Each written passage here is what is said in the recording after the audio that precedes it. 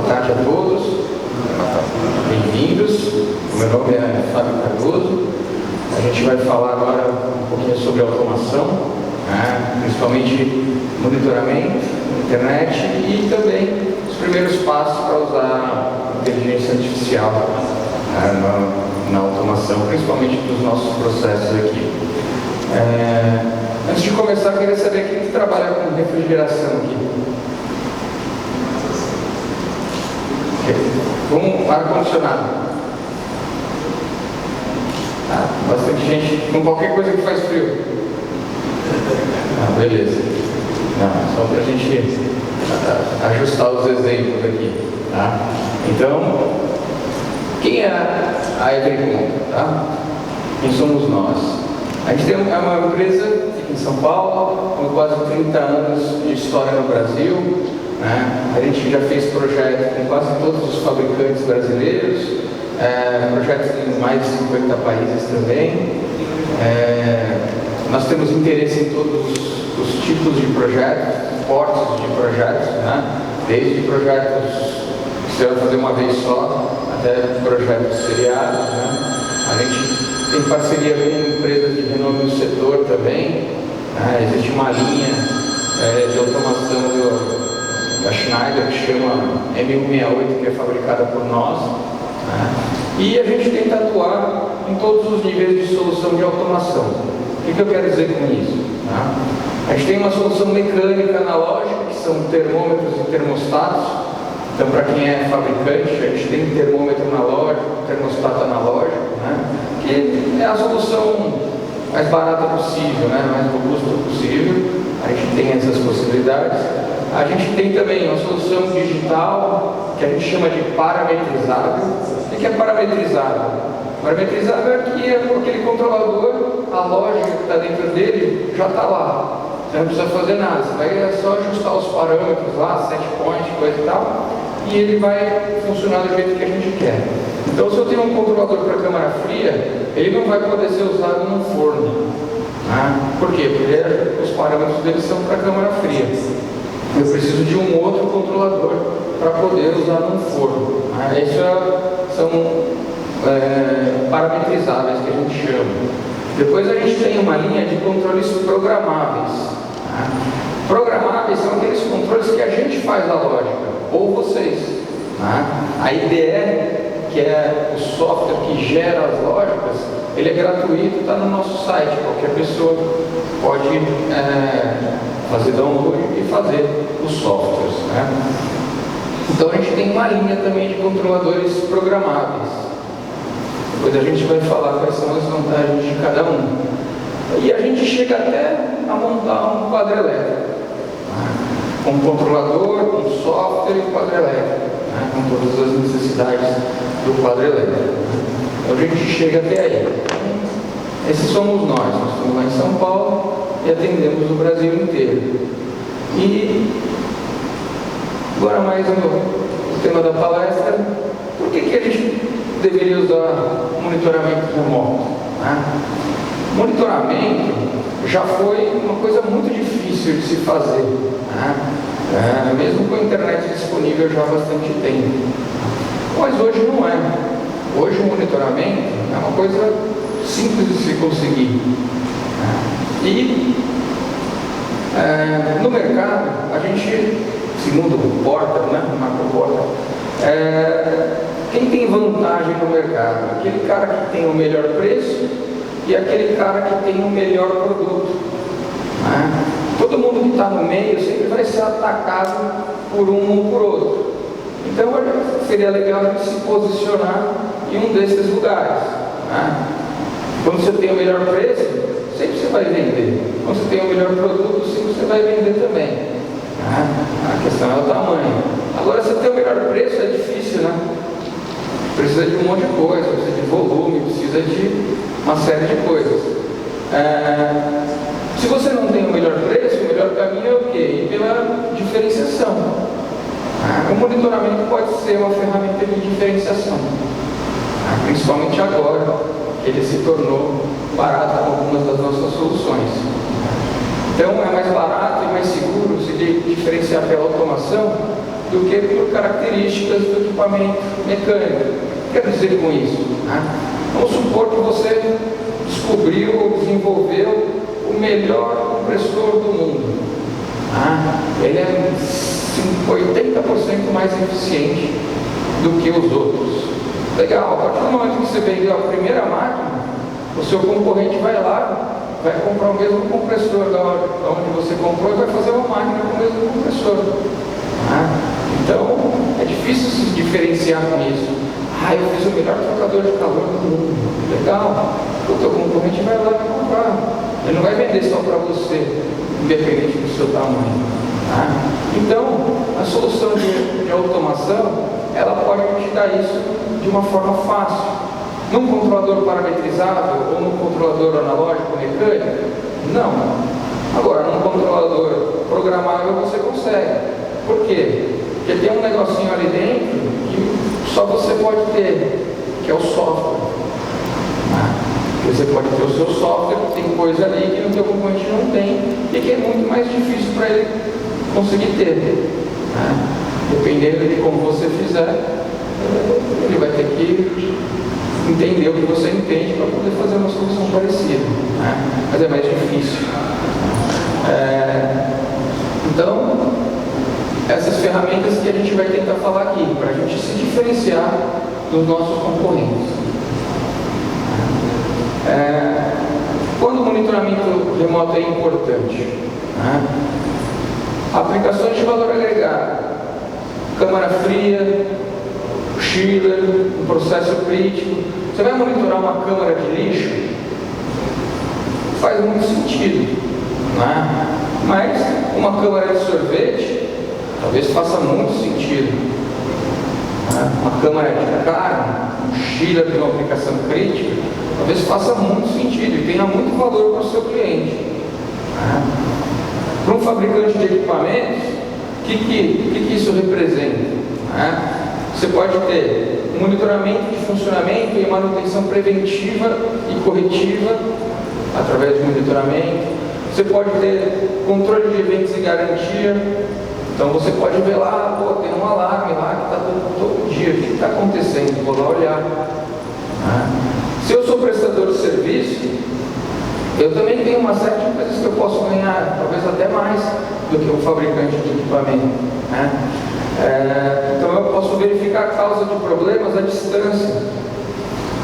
Qual é o principal custo de quem presta serviço? Um dos principais custos é o deslocamento. Então, qual que é o modus operandi padrão? O cliente chama, você vai lá, vê qual é o problema, sai de lá, compra alguma coisa para resolver o problema e volta lá resolver o problema. Mas e se você já souber qual é o problema antes de ir lá? Ou pelo menos tiver uma boa ideia? Eu vou precisar ir lá só uma vez. Mas eu posso levar prestador de alta, prestador de alta, de baixa, prestador de óleo, térmico, contadora, tudo comigo o tempo inteiro? Não consigo, Então a minha automação tem que ser bem feita para que eu possa ter essas informações via monitoramento e possa ser assertivo na hora de fazer a visita.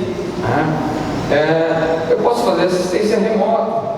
Vou mudar um parâmetro de funcionamento da máquina e vai melhorar a eficiência dela, ou vai corrigir um problema que está acontecendo.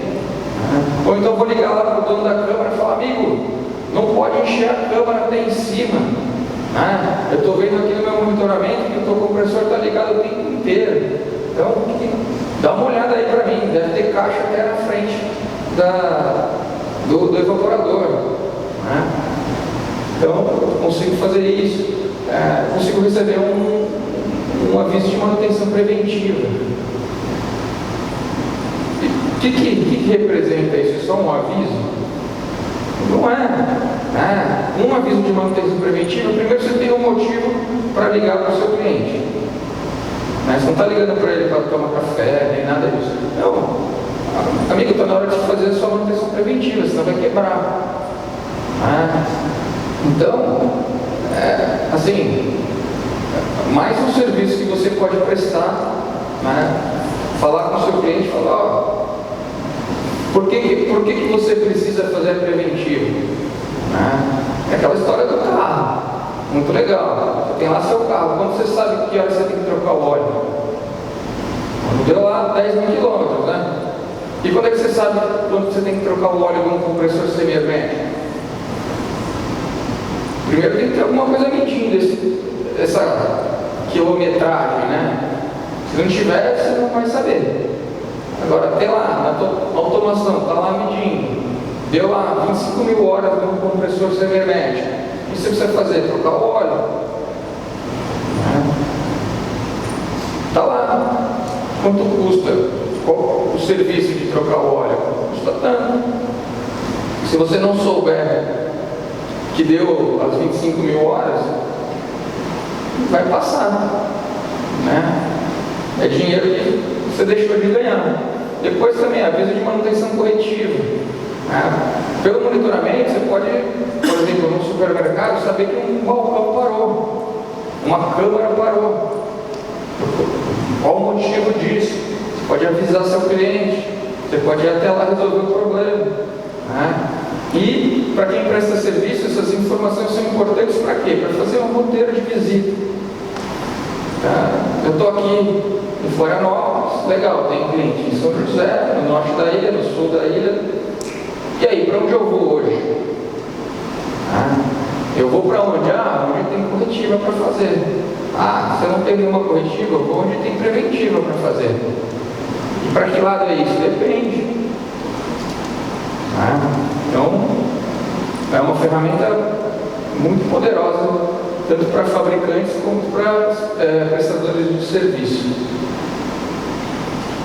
Quais são as economias que a gente pode ter com o monitoramento? A gente pode alterar o funcionamento remoto, porque é o sisteminha nosso, que depois eu vou mostrar, pela internet, certinho. Você pode ir lá, à noite eu vou alterar o set point, ao invés de menos 22, eu vou colocar em menos 18. Posso fazer isso se eu quiser. Eu posso evitar deslocamentos desnecessários, no sentido de que a câmara não está gelando. Não está gelando, deixa eu entrar aqui. Ainda é gelo. Tem uma luzinha laranja acesa aí? Tem. Então quando ela apagar vai gelar de novo, tá? Beleza. O operador não sabe de gelo, o que é isso, o que está acontecendo, ele só sabe que ele entrou lá e a temperatura parecia que estava alta. Então, não vou precisar ir lá. E qual que é o diagnóstico principal da refrigeração quando alguém liga falando de um problema? Não está gelando. Não é? Mas como não está gelando? Está gelando, não sei.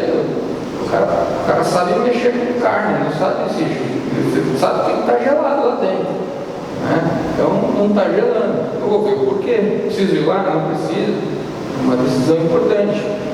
Outra coisa, a intervenção precisa ir rápida.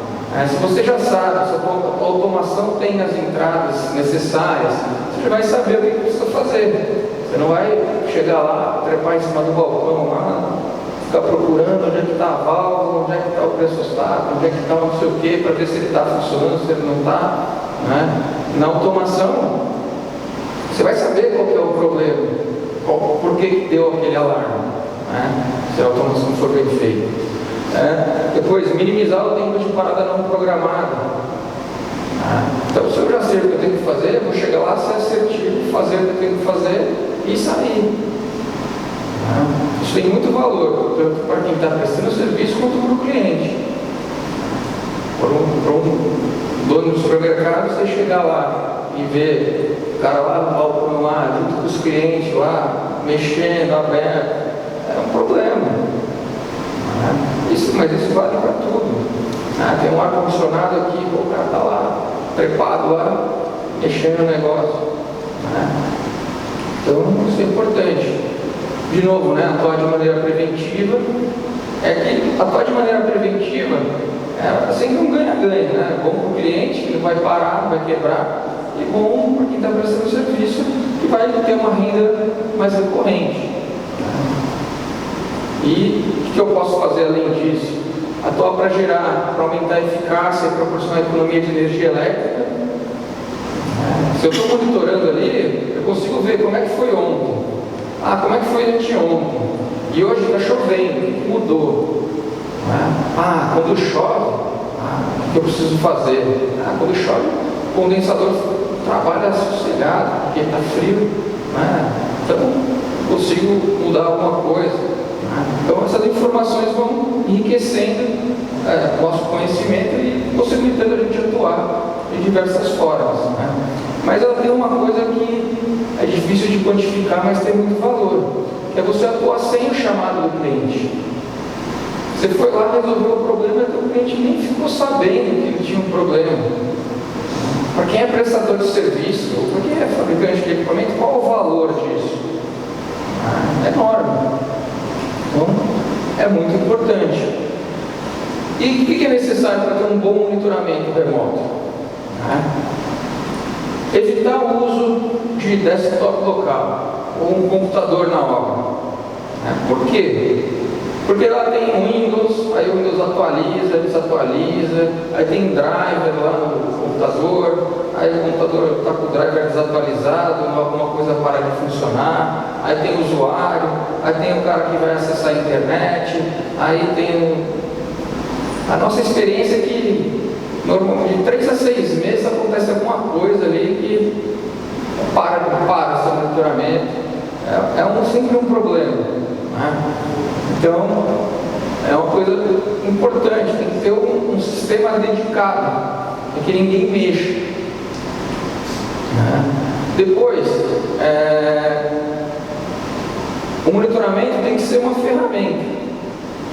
Se ele parar, ele não pode causar um problema, ele é só uma ferramenta.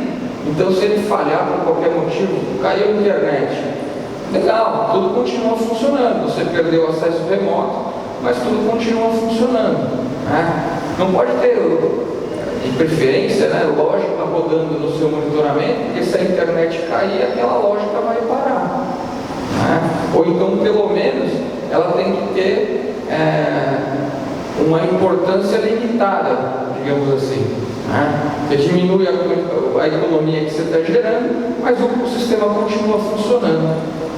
Continua funcionando bem. É importante de se pensar isso também.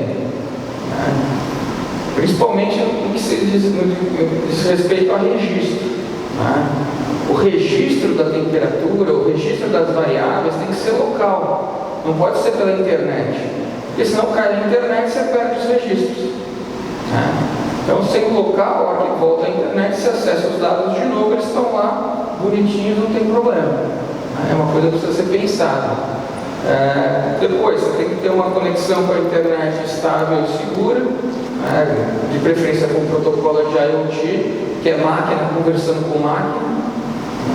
Antigamente, muita gente fazia monitoramento remoto com esses softwares que existem de acesso remoto. Hoje em dia, as pessoas não deixam, as equipes de TI não deixam mais você usar esse tipo de coisa. Houveram invasões em frigoríficos que pararam a planta inteira através de uma porta dessa. Então, hoje em dia você não consegue. Hoje você pode usar só protocolos que vai ter um portal falando com um controlador.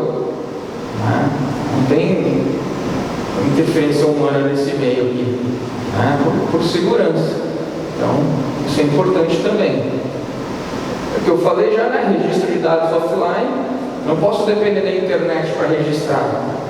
Passou um caminhão na frente lá, arrancou todos os fios, caiu o telefone, caiu a internet. E aí, parei de registrar. Eu tenho quem armazena mercadoria, principalmente, e até para efeitos trabalhistas no ar-condicionado, você precisa ter os registros. E quem trabalha com ar-condicionado, com câmara fria, sabe que normalmente você paga uma empresa para ir lá fazer esses registros. Se você tem alguém registrando, você não tem esse custo mais. E registrando offline, registrando localmente. E uma coisa muito importante, que a automação, ela precisa prever todos os pontos de interesse. Porque senão, você vai saber que tem um problema, mas não vai saber qual. Então você tem uma solução não completa.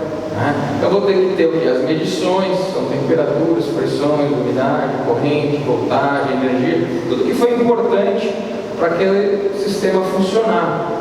Depois as entradas, detecção de falhas, informação de status. Liguei o ventilador. O ventilador está ligado, está aparecendo aqui. Mas ele está ligado mesmo? Porque quando o controlador liga alguma coisa, ele só fechou um contato. Ele não conferiu lá na frente se está ligado mesmo. Então eu preciso do quê? Preciso de uma entradinha lá que vai me dizer se aquele ventilador está ligado mesmo. E as saídas de acionamento. Assim, eles devem verificar, aliás, proporcionar e verificar eficiência, eficácia, segurança e manutenção. Se a gente tiver isso, a gente tem um monitoramento completo que vai dar para a gente informações que tem valor, tem muito valor para o nosso serviço e muito valor para o nosso cliente. No final das contas, é o que é importante. Então, como é que funciona um controlador parametrizável? 99% deles. Ele vai ter um relézinho lá, que quando chegar na temperatura ele vai fechar o contato e vai ligar alguma coisa. Ligou mesmo? Não sei, ele vai fechar o contato.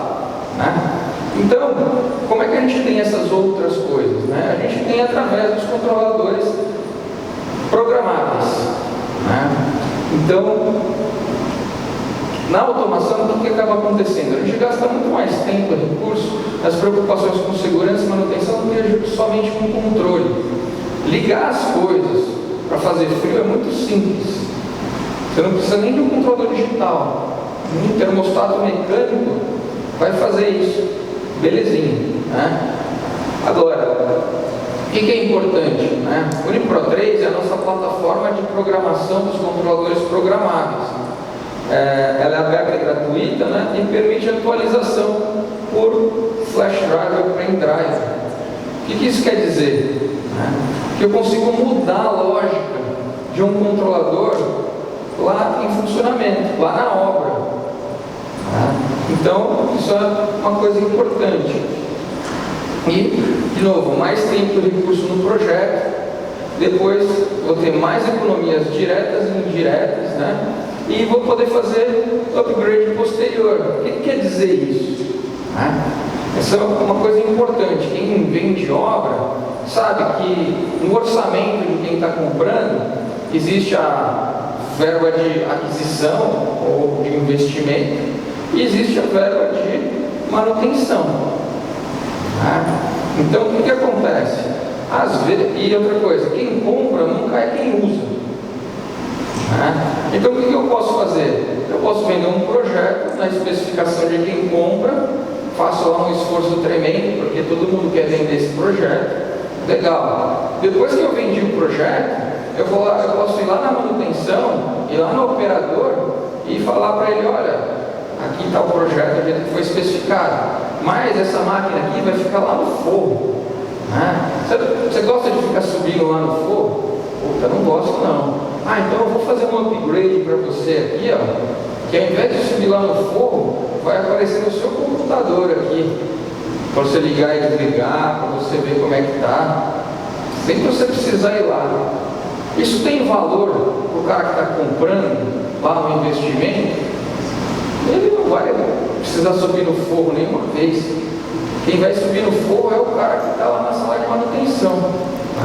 Então o que você vai fazer? Esse recurso já está dentro do controlador, só não está implementado. Você vai fazer um upgrade no seu controlador, que é o custo de serviço seu ou de um terceiro, mas que para quem está operando tem muito valor. Então a automação te dá essa possibilidade.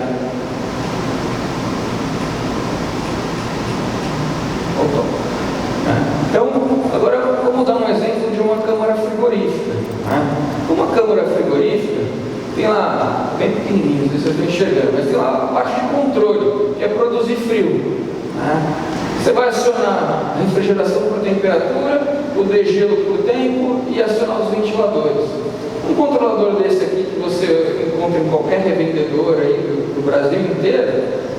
fazer isso. Você liga ele lá, vai funcionar? Vai funcionar, né? Vai fazer frio. Mas quem que pode comprar esse controlador aí? Qualquer pessoa. Qualquer pessoa pode ir lá no revendedor da cidade, comprar um controlador lá, colocar lá. Vai fazer frio no final das contas lá na câmara frigorífica do cara? Vai. Né? O que vai definir quem que vai fazer esse serviço? Né? Não vai ser o controlador, porque todo mundo que vai fazer o serviço tem acesso à mesma loja, ao mesmo controlador. Vai resolver o problema? Vai. Mas o que tem a mais do que isso? Né? O que eu posso fazer a mais do que ir lá e colocar um controlador? Né? Eu posso racionalizar os recursos, fazer a câmara do meu cliente economizar energia, gastar menos energia. Como é que eu posso fazer isso? Né? Posso fazer degelo fora de horário de pico, que agora talvez tenha horário de pico, não sei se vai ter de novo. Então, degelo por necessidade, não por tempo, set point de conservação, set point de congelamento, set point noturno. São uma série de coisas que eu posso fazer na minha automação que tem valor para o meu cliente. Pô, o cara já não veio aqui só coisa para funcionar. Ele já fez um negócio que está impactando no meu bolso. Então, já tem uma diferença entre um prestador e outro. Depois, o que eu posso fazer também? Eu posso fazer uma manutenção corretiva assertiva. Em que sentido? Eu vou pegar todas as falhas que tem nessa câmara frigorífica, resultado de alta, resultado de baixa, térmico, sobrecarga, confirmação de ventilador, tudo isso eu vou colocar numa automação. Vou ligar nas entradas de um controlador programável. E vou colocar uma saída de alarme externa também. Então, vou colocar mais um outro negócio que chama histórico de falha. O que é isso? É um negócio que quando dá qualquer uma dessas falhas aqui, ele registra no controlador com data e hora. Então eu consigo saber a hora que aquilo aconteceu, a data que aquilo aconteceu. Pô, peraí, né? Já é bastante coisa a mais do que só o controlador digital ali faz, ou o mecânico. Eu posso usar um data logger também, então eu tenho os registros de temperatura, então eu consigo saber há uma semana à noite qual que é a temperatura que estava. Legal, dá para fazer isso também no controlador. Manutenção preventiva, contador de horas de funcionamento, agenda para manutenção periódica. Aquela história de novo, como é que eu vou trocar o óleo do compressor? Como é que eu vou saber se aquele ventilador ali precisa ser trocado ou não, se eu não estou medindo quantas horas ele já funcionou? E existem algumas manutenções que elas são periódicas, de tempos em tempos, a cada 4 meses, a cada 6 meses, a cada 1 ano. Só que se eu não estou contando o tempo, eu não sei quando que eu tenho que fazer. Tudo isso. Depois também tem segurança. Na câmara frigorífica, se o evaporador está bloqueado lá, está cheio de gelo, o que acontece? O compressor fica tentando gelar, mas ele está bloqueado. E o que pode acontecer? Retornar líquido. Se retornar líquido, o que vai acontecer? Vai quebrar o compressor.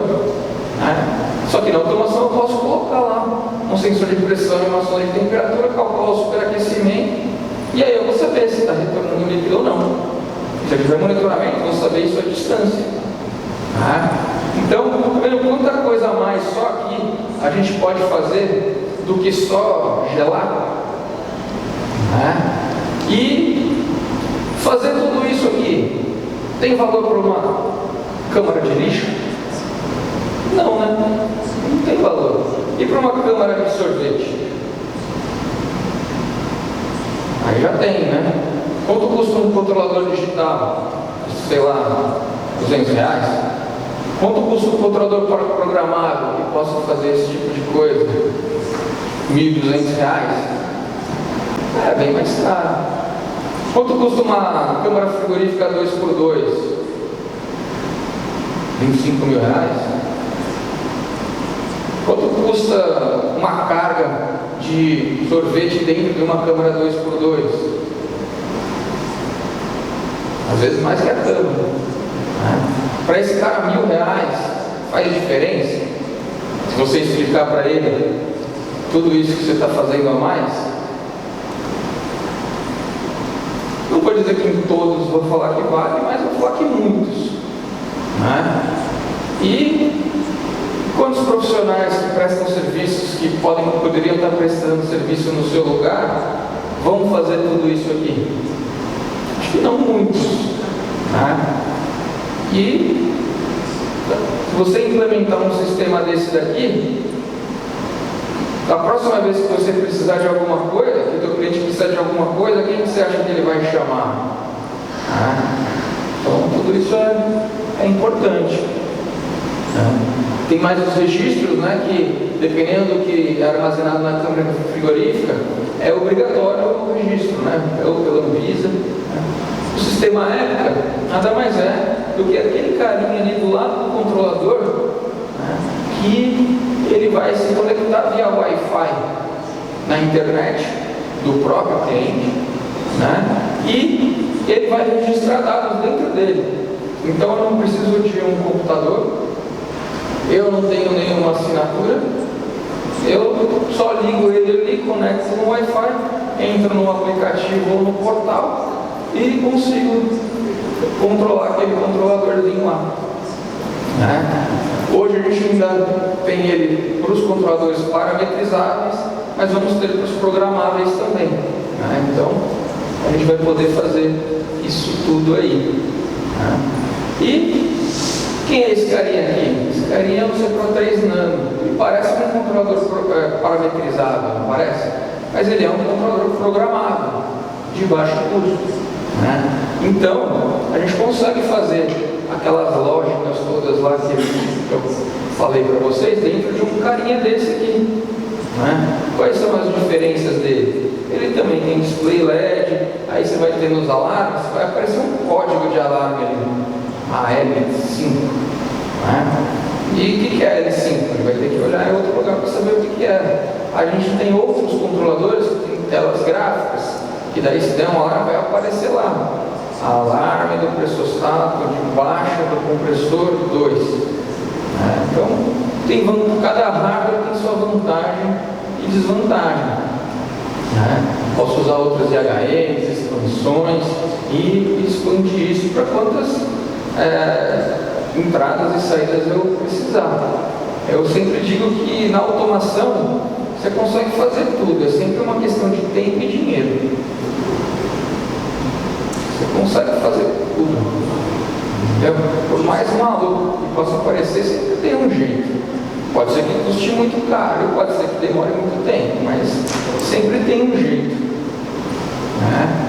Agora vamos dar um exemplo de um chiller ou de uma CAG, para quem trabalha com ar-condicionado. A mesma coisa, controle, fazer frio, um controladorzinho parametrizado faz lá, aciona 1, 2, 3 compressores por temperatura e faz um rodízio entre eles. Belezinha. Você consegue fazer sem muito trabalho. O controlador que você compra nem sempre tem no revendedor, mas é fácil de conseguir. Depois, você consegue racionalizar a energia. Como? Usando uma agenda para ligar e desligar de forma automática. O prédio aqui é um prédio de eventos, então depois das 8 eu nunca tenho evento. Então todo dia às 8 eu vou desligar o chiller. Ninguém vai esquecer mais do chiller ligado. Mas esquecer ligado acontece pra caramba. Depois, o set point de limite de carga à noite, horário de pico também, fazer sistemas de termoacumulação, tudo isso a gente consegue fazer num controlador programável. Condensação de ar com ponto flutuante, usar inversores de frequência, compressores digitais, válvulas de expansão eletrônica, ventiladores de corrente contínua. Tudo isso a gente consegue fazer, controlar, usando um controlador programável. E a gente consegue medir a eficiência e fazer as mesmas coisas que a gente viu na câmara fria. Contando que o chiller é um equipamento muito mais complexo. E, por exemplo, a gente faz muito retrofit, controlador para retrofit de chiller. Por quê? Porque às vezes o chiller daquele fabricante não tem esses recursos. Então a gente pega lá, esse chiller tem quantos compressores, quantos ventiladores, a condensação, tem um fluxostato, tantos pressostatos, tantos sensores de pressão, e a gente monta um projeto para fazer o retrofit daquele chiller. Depois, todas as funções de manutenção corretiva, de manutenção preventiva, para poder fazer monitoramento, receber as informações. E num chiller a gente tem muito mais possibilidades de segurança. Por exemplo, em sistemas críticos, às vezes a gente tem 2 equipamentos para a mesma função. E qual que é a coisa mais importante que a gente tem quando a gente tem um sistema crítico? É um negócio que é tão besta, é tão fácil, mas que às vezes não está presente. É um negócio que chama reset manual das falhas. O que é isso? Isso daí aqui vai ficar dando alarme até alguém ir lá e apertar o botão. Para que serve isso? Porque aí eu tenho a certeza que alguém sabe que tem aquela falha. Porque eu tenho 2 sistemas, funcionam em rodízio. Legal. Quando eu tenho uma falha em um, o reserva entra. Perfeito. Agora, se eu não for consertar aquele lá que entrou em falha, pode demorar, mas um dia ou outro vai quebrar. E aí o meu reserva não está pronto para operar. Então, tudo isso é importante na parte de segurança. Eu tenho mais 5 minutos para dar uma corridinha aqui, porque eu falei para vocês, o sistema como é que você implementa ele? Você tem os controladores, aquela interfacezinha lá, e como é que você precifica isso? Porque o que acontece? Não tem assinatura, mas o prestador de serviço, ele pode cobrar, talvez não uma assinatura, mas um contrato de manutenção. Outra coisa, quanto custa um contrato de manutenção com monitoramento e um sem monitoramento? Um contrato de manutenção com monitoramento pode custar mais barato. Por quê? Porque eu estou vendo o que está acontecendo sem precisar ir lá. Então, o preço do hardware pode estar no equipamento. E o monitoramento não precisa. Por quê? Porque se ele cancelar o contrato de manutenção, eu posso tirar a interface de lá e colocar em outro lugar. Isso é importante. Então, esse daqui é o ECA, está disponível hoje para os controladores parametrizáveis.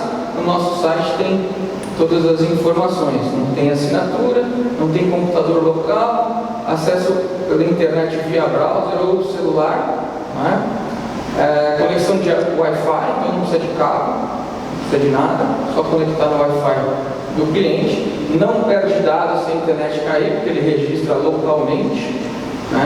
Ele emite relatórios e gráficos simples no portal, envia e-mails de alarme e de conexão. Caiu a internet, vou receber um e-mail falando, olha, caiu a internet.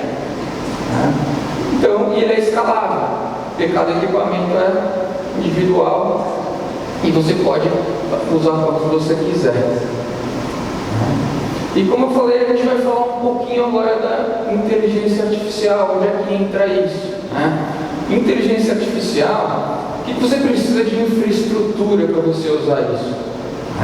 Você precisa de um robô, que é uma rede neural, que a gente vai falar no próximo slide, mas você precisa de um lugar onde você vai armazenar muito dado. Muito dado. Porque a inteligência artificial ela não é tão inteligente assim. O que ela faz é muito processamento de muito dado. E como é que a gente vai fazer o treinamento dela? A gente tem uma coisa, uma entrada e uma saída esperada. A gente vai passar esse monte de dados aqui e ver qual que vai ser a saída. É assim que a gente vai fazer. Então o que acontece? Você vai ter que usar a mesma infraestrutura do monitoramento. Você vai ter que usar, o robô nunca vai poder estar localmente. né? Porque ele custa muito caro para fazer uma coisa só. Ele vai se conectar pela internet em várias coisas, né? Então, você vai ter que ter conexão com a internet, um lugar de hospedagem de dados, né? E o robô lá na internet. O que é interessante, né? Ela vai comparar o funcionamento, o robô vai comparar o funcionamento daquela máquina com ele mesmo, mas ele também vai comparar o funcionamento daquela máquina com outras máquinas parecidas, né? Então isso vai tornar o aprendizado do robô muito mais rápido, né? Mas de qualquer forma cada máquina tem a sua particularidade por causa do local onde ele está instalado, né? Por causa do clima, por causa de uma série dos operadores, uma série de coisas. O legal é que você vai usar variáveis, por exemplo, do tempo, umidade relativa, informações de energia, uma série de coisas que vão se entrelaçar e vão tentar fazer previsões e economias, né? Hoje a gente tem rodando, né, projetos em que a gente consegue aí, num sistema bem configurado, de 10 a 15% de economia, né? Por quê? Porque hoje, na refrigeração principalmente, a gente conhece bastante coisa que provoca economia, né? Então, lógicas ou algoritmos têm resultados bem interessantes.